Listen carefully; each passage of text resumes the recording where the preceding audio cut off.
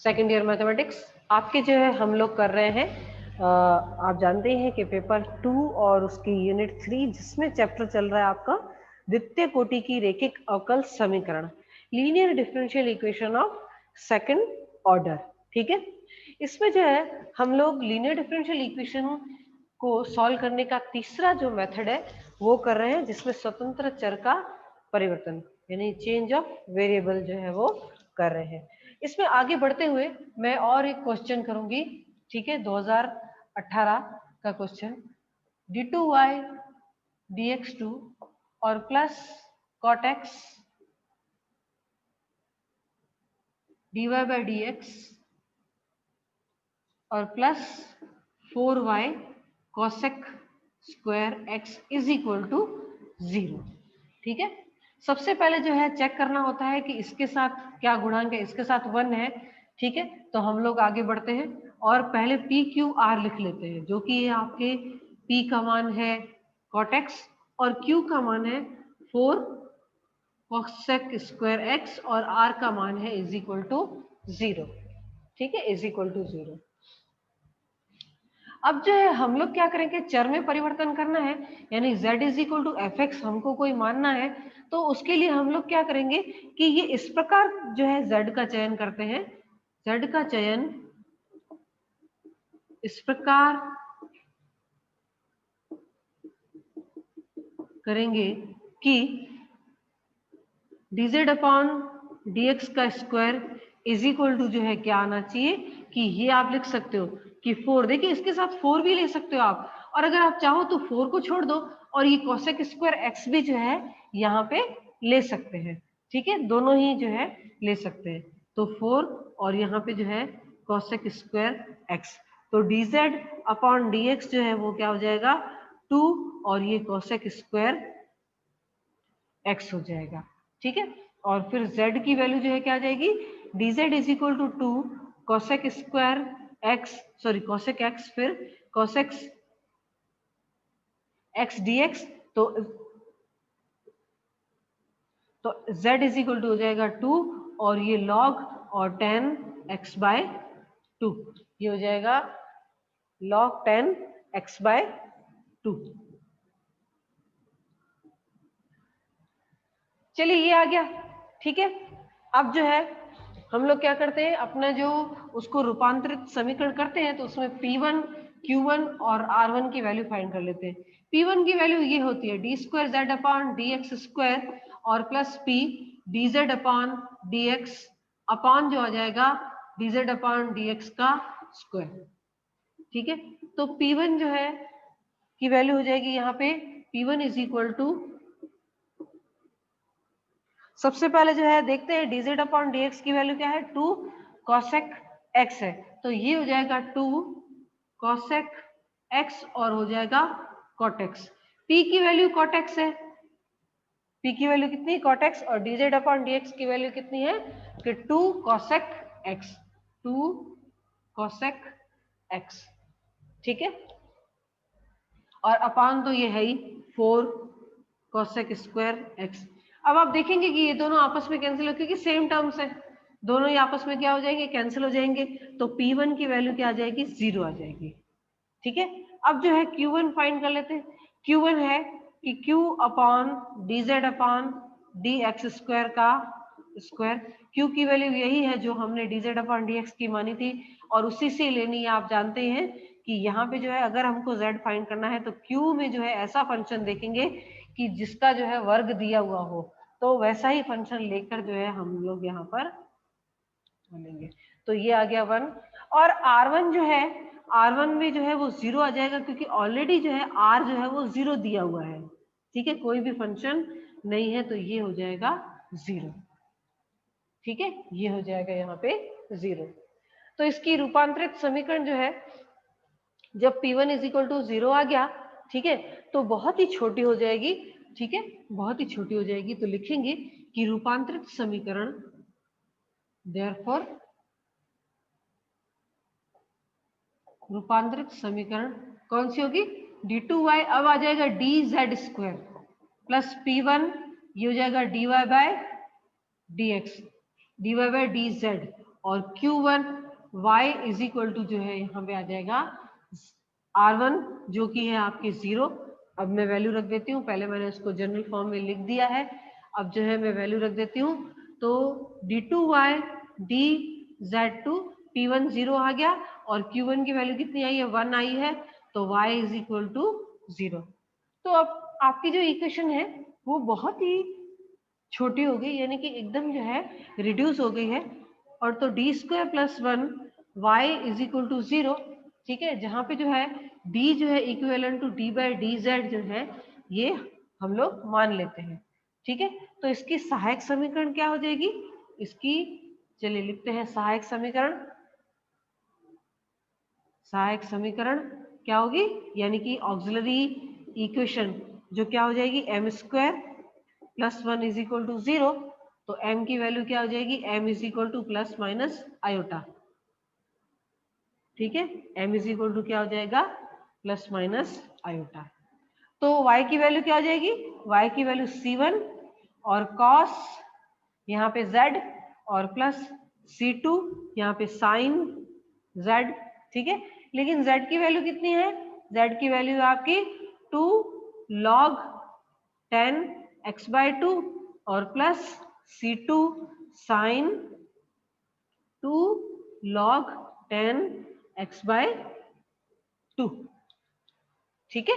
ये आ गई इसकी वैल्यू, ठीक है। 2 sign C2 sign 2 log 10 x/2 जितनी आ गई, ठीक है। तो ये इसका सॉल्यूशन आ गया। अब यहाँ पे जो है आसान यूं था कि हमारे पास जो है ये 0 आ रहा था, इस वजह से बहुत ही आसान था। तो अब जो है हम लोग आगे और क्वेश्चन करते हैं, उसमें देखते हैं जो है किस तरह से हम लोग रूपांतरित करते हैं। और क्या सभी के लिए जो है P1 का जो आपकी वैल्यू है वो आपको अच्छी तरह से ध्यान में रखनी है। जो भी P1 दिया हुआ है वो, बाकी Q1 तो क्या है, Q upon dz upon dx का स्क्वायर है। R1 क्या है, R upon dz upon dx का होल स्क्वायर है, ठीक है। तो ये जो है आपको ध्यान में रखना है, ठीक है। तो चलिए नेक्स्ट क्वेश्चन करते हैं।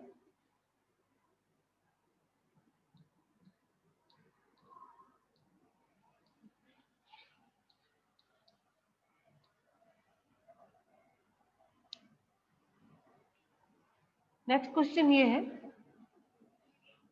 कि x की पावर जो है यहाँ पे 6 d2y dx2 यानी d square y dx square plus 3 x की पावर 5 dy बाय dx और प्लस जो है ये हो जाएगा a स्क्वायर y और इज इक्वल टू यहाँ पे दिया हुआ 1 अपॉन एक्स स्क्वायर। सबसे पहले चेक कर लेते हैं, इसके साथ जो है हमेशा कोफिशिएंट जो है 1 होना चाहिए, लेकिन x की पावर 6 है तो पूरी इक्वेशन को x की पावर 6 से डिवाइड कर देते हैं। तो ये हो जाएगा d2y dx2, ये हो जाएगा 3 अपॉन x और ये dy बाय dx और यहाँ पे ये हो जाएगा कि a स्क्वायर अपॉन x की पावर 6 और यहाँ पे हो जाएगा x की पावर 8,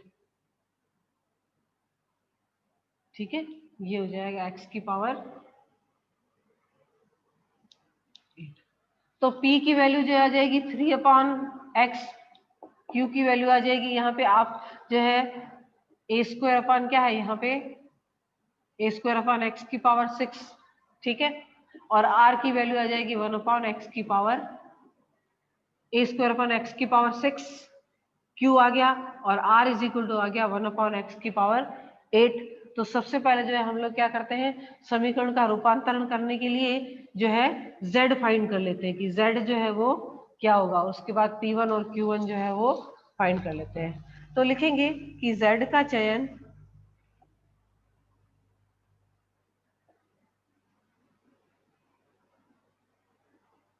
इस प्रकार करें कि dz अपॉन dx का स्क्वायर जो है वो क्या आना चाहिए, 1 अपॉन एक्स की पावर 6 आना चाहिए, ठीक है। 1 अपॉन एक्स की पावर 6 आना चाहिए। तो ये हो जाएगा dz upon dx is equal to 1 upon x की पावर 3, ठीक है। अब इसका हम इंटीग्रेशन कर लेते हैं, तो ये हो जाएगा dz is equal to 1 upon x cube dx, तो z इज इक्वल टू हो जाएगा -1/2 और ये हो जाएगा x², माइनस आगे नीचे लिख दिया मैंने, ठीक है। तो ये आ गया, ठीक है, z की वैल्यू ये आनी चाहिए। अब P1 फाइंड कर लेते हैं, जो कि आपके d2z dx² plus p dz upon dx upon dz upon dx का स्क्वायर, ठीक है। तो P1 इज इक्वल टू जो है इसका डेरिवेटिव कर लेते हैं, ठीक है। तो डेरिवेटिव में जो क्या आ जाएगा, यहाँ पे डेरिवेटिव करने पर जो है ये आ जाएगा यहाँ पे -3/x⁴ और प्लस p की वैल्यू जो है क्या दी हुई है, p की वैल्यू है आपकी 3/x, p की वैल्यू क्या है 3/x, तो ये आ जाएगी 3/x और dz अपॉन dx है 1/x³ अपान जो है ये है आपके 1/x⁶। अब ये क्लियर है, ये है -3/x⁴ और प्लस ये 3/x⁴ अपॉन जो है 1/x⁶, दोनों ही आपस में कैंसिल हो जाते हैं और इज इक्वल टू 0 आ गया, यानी P1 की वैल्यू क्या आ गई, इज इक्वल टू 0 आ गई, ठीक है। अब जो है फाइंड करते हैं Q1,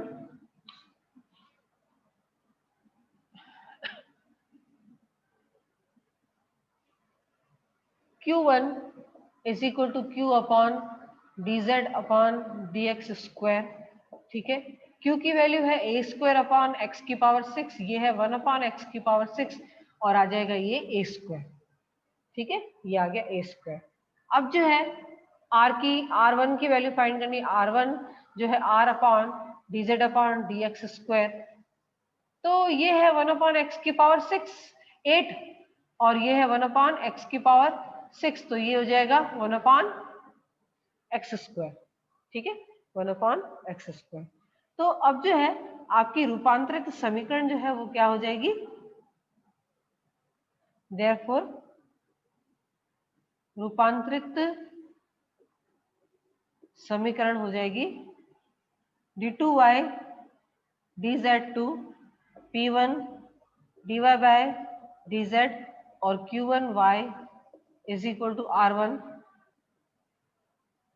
r1 और यहाँ पे जो है p1 की वैल्यू 0 आ गई, तो d2y dz2 और ये आ गया q1 जो है वो a² आ गया y और r1 की वैल्यू की 1/x²। लेकिन यहाँ पे जो है 1/x² जो है हम लोग लिखते हैं, लेकिन किस में लिखना है हमको, z में लिखना है, ठीक है, किस में लिखना है, z में लिखना है। तो मैं क्या करती हूँ, इसको जो है z में लिख लेती हूँ, ठीक है। तो ये हो जाएगा d2y dz2 a²y और ये हो जाएगा -2z, क्योंकि z इज इक्वल टू क्या है कि 1/-2x² था, ठीक है। तो 1/x² क्या हो जाएगा, -2z हो जाएगा। तो इसको जो हम लोग लिख लेते हैं d² plus a² y is equal to -2z और जहाँ पे ये जो है लिख लेते हैं कि d की वैल्यू क्या है, d/dz। अब जो है क्या होगी, अब आप जानते हो कि अब क्या करना होगा इसमें, कि इसकी सहायक समीकरण जो है ज्ञात करनी पड़ेगी, जो कि होगी m² plus a² is equal to 0। तो दिस इंप्लाइज m की वैल्यू क्या आ जाएगी, प्लस माइनस आयोटा a, ठीक है, ये आ जाएगी प्लस माइनस आयोटा a। तो ये CF इज इक्वल टू क्या हो जाएगा कि C1 cos AZ और ये हो जाएगा C2 और साइन AZ, ठीक है। इसमें जो है हम लोग z की वैल्यू जो है रख सकते हैं, ठीक है, ये हो जाएगा C1 और cos, यहाँ पे अगर हम लोग z की वैल्यू रख देते हैं तो ये हो जाएगा -a/2x², ठीक है, और यहाँ पे जो है प्लस C2 साइन और ब्रैकेट के अंदर -a/2x², sine minus theta cos minus theta, cos theta होता है, तो इसमें जो है a/2x² ही आएगा। लेकिन यहाँ पे जो है sine minus theta minus sine theta होता है, तो माइनस बाहर आ जाएगा C2 और ये हो जाएगा साइन A/2x²। ठीक है, इस तरह से लिख देते हैं। अब जो है आपको फाइंड करना है PI। ठीक है, अब क्या करना है, PI फाइंड करना है। तो PI यानी पर्टिकुलर इंटीग्रल यानी विशेष समाकल is equal to 1/d² plus a² और ये हो जाएगा -2z। -2 को बाहर ले लेते हैं और a² को भी हम लोग कॉमन ले लेते हैं, तो ये हो जाएगा 1/1 प्लस d² अपान a² और z। ठीक है, तो -2/a² और 1 प्लस d² अपान a², ठीक है, की पावर -1 और ये हो जाएगा z।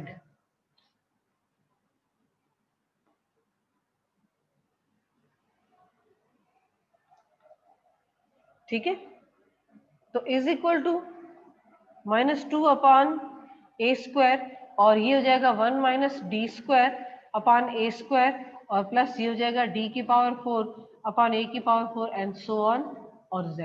अब देखिए इन दोनों से तो हमें कुछ लेना देना नहीं है, क्योंकि ये क्या है d², यानी z का अगर एक बार अवकलन करते हैं तो 1 मिलेगा और दूसरी बार करेंगे तो वैसे 0 मिलेगा, तो इसके बाद तीसरी चौथी का तो सवाल ही पैदा नहीं होता। ठीक है, तो ये हो जाएगा -2/a² और इंटू z आ जाएगा। अब जो है हम लोग z की वैल्यू पुट कर लेते हैं -1/2x²। ठीक है, तो यहाँ पे जो है 2 भी जाएगा, माइनस माइनस भी जाएगा, तो 1/ ये आ जाएगा a² और ये x²। ठीक है, a² और ये x² आ जाएगा। ठीक है,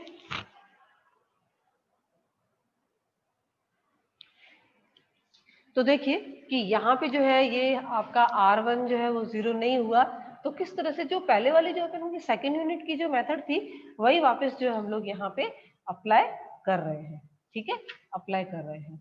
तो अब जो है एक और जो है क्वेश्चन यहाँ पे लेती हूँ।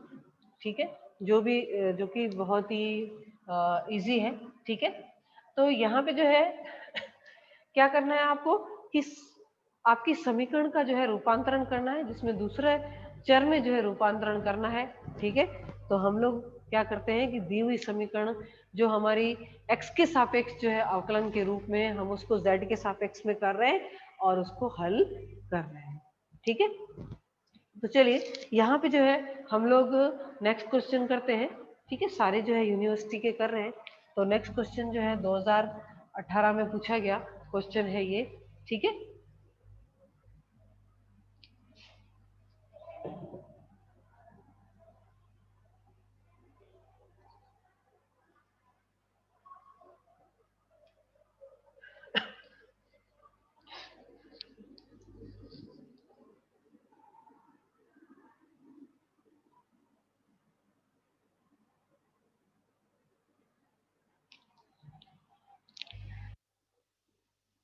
ठीक है, क्वेश्चन ये है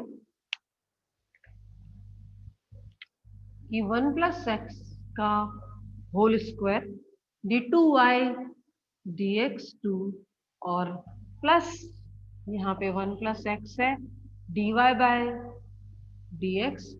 ठीक है, dy by dx plus y और is equal to 4 cos log। देखिए किस तरह से जो है r की वैल्यू कितनी बड़ी दी हुई है, cos भी आ रहा है, फिर log भी आ रहा है, फिर 1 प्लस एक्स भी है साथ में। अब क्या करते हैं इसको इसका गुणांक जो है 1 होना चाहिए, तो 1 प्लस एक्स के होल स्क्वायर से जो है इक्वेशन को डिवाइड कर देते हैं, तो d2y dx2 और प्लस ये हो जाएगा 1/1 प्लस एक्स होगा, क्योंकि एक बार कैंसिल हो जाएगा ये। ठीक है, तो dy बाई dx और 1/1 प्लस एक्स का होल स्क्वायर इंटू वाई और 4 cos log 1 plus x upon 1 plus x का होल स्क्वायर। ठीक है, तो P की वैल्यू जो है यहाँ पे 1/1 प्लस एक्स है, Q की वैल्यू 1/1 प्लस एक्स का स्क्वायर है और R की वैल्यू जो है वो है 4 cos log और 1 plus x upon 1 plus x का स्क्वायर है। ठीक है, तो अब जो है हम लोग देखते हैं कि हमारा Q कौन सा है। ठीक है, Q क्या है, 1/1 प्लस एक्स का होल स्क्वायर है। तो हम लोग जो है Z को इसी तरह से मानते हैं कि Z का चयन इस प्रकार करें कि dz अपॉन dx का square is equal to 1/1 plus x का होल स्क्वायर हो जाए। ठीक है, मैं z ऐसा फाइंड करूंगी कि अगर dz अपॉन dx का स्क्वायर करूं तो वो क्या मिलना चाहिए, 1/dz अपॉन dx का square is equal to 1/1 plus x का स्क्वायर, इस तरह से मिलना चाहिए। तो dz upon dx is equal to 1/1 plus x हो जाएगा। ठीक है, और z की वैल्यू जो है अब आपको पता चल गया होगा कि z की वैल्यू क्या होगी, z की वैल्यू 1/1 प्लस एक्स dx और z इज इक्वल टू हो जाएगा log 1 प्लस एक्स। ठीक है, अब z की वैल्यू क्या आ गई, log 1 प्लस एक्स आ गई। तो चलिए P1 फाइंड कर लेते हैं। P1 है आपका d2z dx स्क्वायर और plus p dz upon dx upon dz upon dx का स्क्वायर। तो P1 की वैल्यू, इसका जो है हम लोग अवकलन एक बार और कर लेते हैं, तो -1/1 प्लस एक्स का होल स्क्वायर आ जाएगा। ये 1 प्लस 1/x तो है ही है। ठीक है, और dz अपॉन dx भी जो क्या है, dz अपॉन dx भी क्या है, 1 प्लस 1/x है। ठीक है, सॉरी 1/1 प्लस एक्स है, 1/1 प्लस एक्स है। तो क्लियर है कि यहाँ पे जो है ये कैंसिल हो रहा है। ठीक है, दोनों ही टर्म जो है आपस में चले जाएंगे और P1 की वैल्यू क्या आ जाएगी यहाँ पे 0।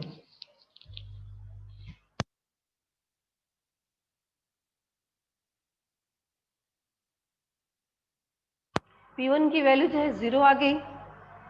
ठीक है, P1 की वैल्यू 0 आ गई। अब जो है हम लोग Q1 फाइंड कर लेते हैं, और Q1 भी आपको पता है क्योंकि हमने हमारा dz अपॉन dx का स्क्वायर जो है वही हमने जो है Q1 में से ही जो चूज किया है। तो Q1 जो है क्या आ जाएगा यहाँ पे 1। ठीक है, तो चलिए Q1 और R1 जो है मैं फाइंड कर लेती हूँ। तो Q1 is equal to Q upon dz upon dx square, जो कि हमने चूज ही वही किया है, उसमें से Q से ही लेकर हमने dz अपॉन dx स्क्वायर लिया है, तो ये आ जाएगा 1। और R1 की वैल्यू है R upon dz upon dx का स्क्वायर। तो R है 4 cos log 1 plus x upon क्या है, 1 प्लस एक्स का होल स्क्वायर। ठीक है, और उसके भी अपॉन में क्या है, dz अपॉन dx का होल स्क्वायर, उसको उससे भाग देना है। तो ये पूरा सा जो है बड़ा यहाँ पे इक्वल टू 1/1 प्लस एक्स का होल स्क्वायर। तो ये दोनों आपस में कैंसिल हो जाएंगे। ठीक है, ये दोनों कैंसिल हो जाएंगे और इज इक्वल टू आ जाएगा 4 cos और log 1 प्लस एक्स, यानी हो जाएगा 4 cos और log 1 प्लस एक्स क्या है यहाँ पे z है, log 1 प्लस एक्स क्या है z है, तो मैं उसको z लिख देती हूँ। ठीक है, तो चलिए हम अपनी रूपांतरित समीकरण में P1 और Q1 के मान रख देते हैं। देयरफॉर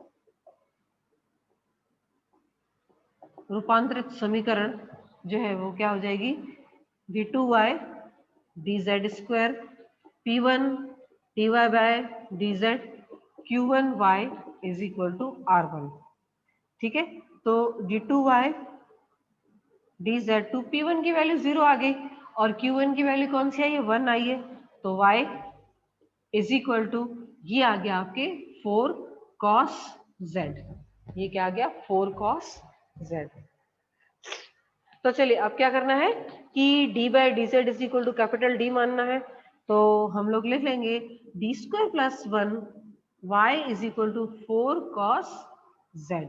तो सबसे पहले इसकी सहायक समीकरण, ठीक है, क्या होगी कि सहायक समीकरण, और उसके बाद जो है उसका हम लोग पर्टिकुलर इंटीग्रल फाइंड करेंगे। ठीक है, तो मैं जो है पहले सहायक समीकरण यानी कि ऑक्सिलरी इक्वेशन लिख लेती हूँ। सहायक समीकरण होगी आपकी m square plus 1 is equal to 0। This implies m is equal to क्या होगा, प्लस माइनस आयोटा। ठीक है, ये हो जाएगा प्लस माइनस आयोटा। तो इसका CF जो हो जाएगा कि C1 cos Z और C2 sin Z। ठीक है, C1 cos Z और C2 sin Z। अब जो है बाद में मैं Z इज इक्वल टू लिख दूंगी, पहले मैं इसका पर्टिकुलर इंटीग्रल भी फाइंड कर लेती हूँ।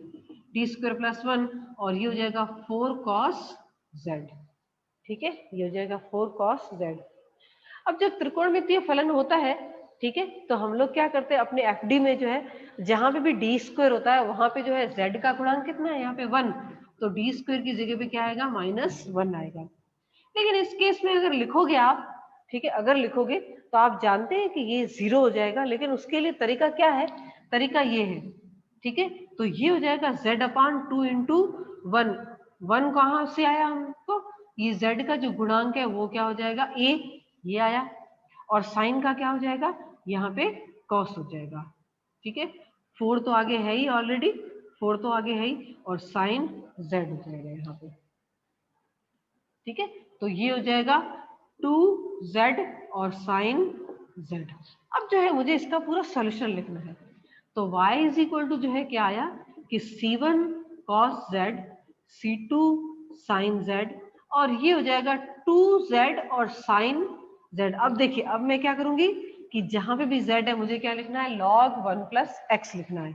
तो cos log 1 plus x plus C2 sin log 1 plus x plus 2, और log 1 plus x तो है ही, और साइन के अंदर फिर वापस से फिर से आ जाएगा log 1 plus x। तो देखिए ये इसका सॉल्यूशन, पहले मैंने चेंज नहीं किया और इसको जो है बाद में चेंज करके लिख दिया। बहुत ही आसान है इस तरह के प्रश्न हल करना, सिर्फ आपको P1 का मान अच्छे से ध्यान रखना है, और Q1 R1 तो वैसे भी जो है बहुत इजी है। ठीक है।